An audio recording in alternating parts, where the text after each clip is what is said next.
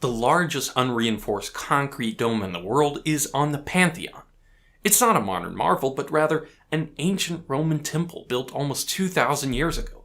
So if concrete structures from the Western Roman Empire can last for thousands of years, why does modern infrastructure look like this after only a couple of decades? Hey, I'm Grady, and this is Practical Engineering.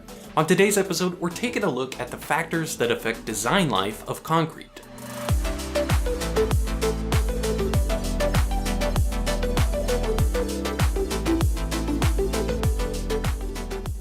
This video is sponsored by Brilliant. More on that later. If you haven't seen the previous videos in this series about concrete, here's a quick synopsis. We've talked about how concrete's made, why it often needs reinforcement, and how that reinforcement can sometimes lead to deterioration. Concrete reinforced with steel bars is the foundation of our modern society. The reinforcement is required to give the concrete strength against tensile stress. We use steel as reinforcement because of its strength, its similar thermal behavior, its availability, and low cost. But steel has an important weakness: it rusts. Not only does this corrosion reduce the strength of the reinforcement itself, but its byproduct, iron oxide, expands. This expansion creates stresses in the concrete that lead to cracking, spalling, and eventually the complete loss of serviceability, i.e. failure. In fact, corrosion of embedded steel reinforcement is the most common form of concrete deterioration. But it hasn't always been that way. The Romans got around this problem in a very clever way. They just didn't put steel in their concrete. Simple enough, right? They harnessed the power of a few clever structural engineering tricks like the arch and the dome to make sure that their concrete was always resisting compression and never tension, minimizing the need for reinforcement. One of those clever tricks was just making their structures massive, and I mean that literally because the simplest way to keep concrete in compression is to put heavy stuff on top of it. For example, more concrete. We use this trick in the modern age as well. Most large concrete dams are gravity or arch structures that rely on their own weight and geometry for stability. In both gravity and arch dams, the shape of the structures are carefully designed to withstand the water pressure using their own weight. You can see how they get larger the deeper you go. So even with the tremendous pressure of water behind the structure, there are no tensile stresses in the concrete, and thus no need for reinforcement.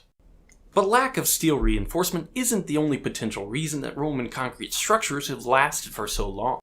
Another commonly cited suggestion for the supremacy of Roman concrete is its chemistry.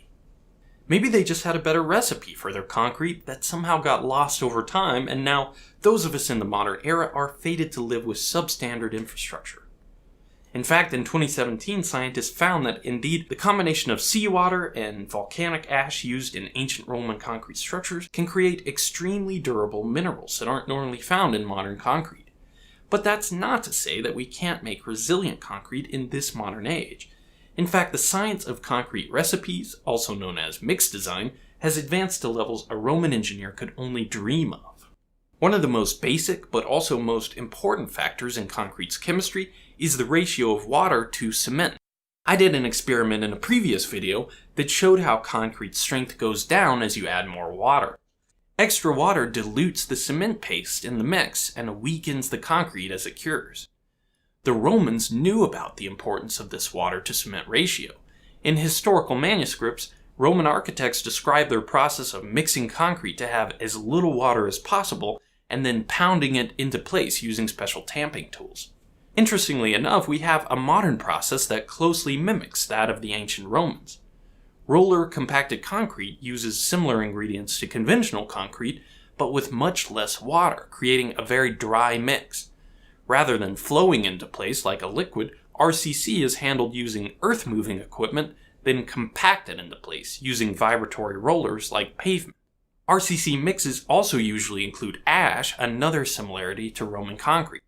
It's a very common construction material for large gravity and arch dams because of its high strength and low cost. Again, these are usually unreinforced structures that rely on their weight and geometry for strength.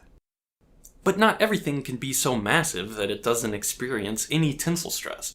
Modern structures like highway overpasses and skyscrapers would be impossible without reinforcing the concrete. So generally, we like our concrete to be more viscous or soupy. It's easier to work with. It flows through pumps and into the complex formwork and around the reinforcement so much more easily. So one way we get around this water content problem in the modern age is through chemical admixtures, special substances that can be added to a concrete mix to affect its properties. Water-reducing admixtures, sometimes called superplasticizers, decrease the viscosity of the concrete mix. This allows concrete to remain workable with much lower water content, avoiding dilution of the cement so that the concrete can cure much stronger. I mixed up 3 batches of concrete to demonstrate how this works. In this first one, I'm using the recommended amount of water for a standard mix.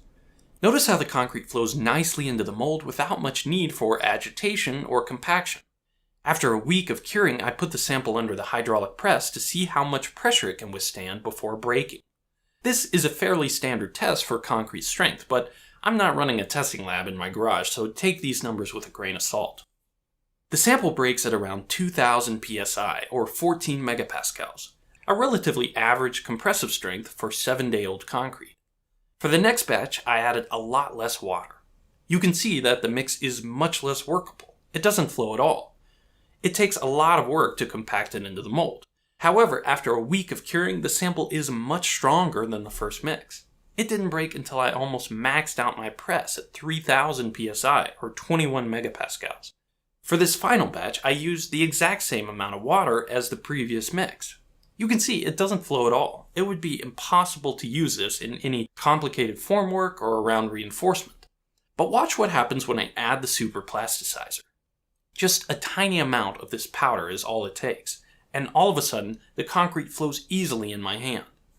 In many cases, you can get a workable concrete mix with 25% less water using chemical admixtures. But most importantly, under the press, this sample held just as much force as batch 2, despite being just as viscous as batch 1. The miracle of modern chemistry has given us a wide variety of admixtures like superplasticizers to improve the characteristics of concrete beyond a Roman engineer's wildest dreams.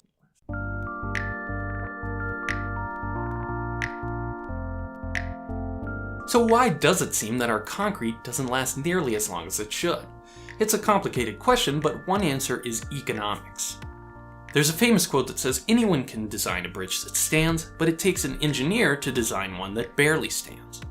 Just like the sculptor's job is to chip away all the parts of the marble that don't look like the subject, a structural engineer's job is to take away all the extraneous parts of a structure that aren't necessary to meet the design requirements. And lifespan is just one of the many criteria engineers must consider when designing concrete structures. Most infrastructure is paid for by taxes, and the cost of building to Roman standards is rarely impossible, but often beyond what the public would consider reasonable. But as we discussed, the technology of concrete continues to advance. Maybe today's concrete will outlast that of the Romans. We'll have to wait 2,000 years before we know for sure. Thank you for watching, and let me know what you think. Thanks to Brilliant for sponsoring this video. In my career as a civil engineer, I'm constantly on the lookout for new ways to do my job better, and often that means learning new skills. Recently, I've been using Brilliant to brush up on my understanding of probability. Civil engineers work on projects that can last many years, so for me, being able to anticipate risks and estimate their probability has helped me get ahead at work. Brilliant starts you with the fundamentals and provides interesting exercises and puzzles to help you master each concept at your own pace. I find that I learn best when I can apply the skills immediately, so I love the interactive problems you can work in each lesson. To support this channel, go to brilliant.org/practicalengineering and sign up for free. The first 200 people will get 20% off the annual premium subscription. Again, thank you for watching, and let me know what you think.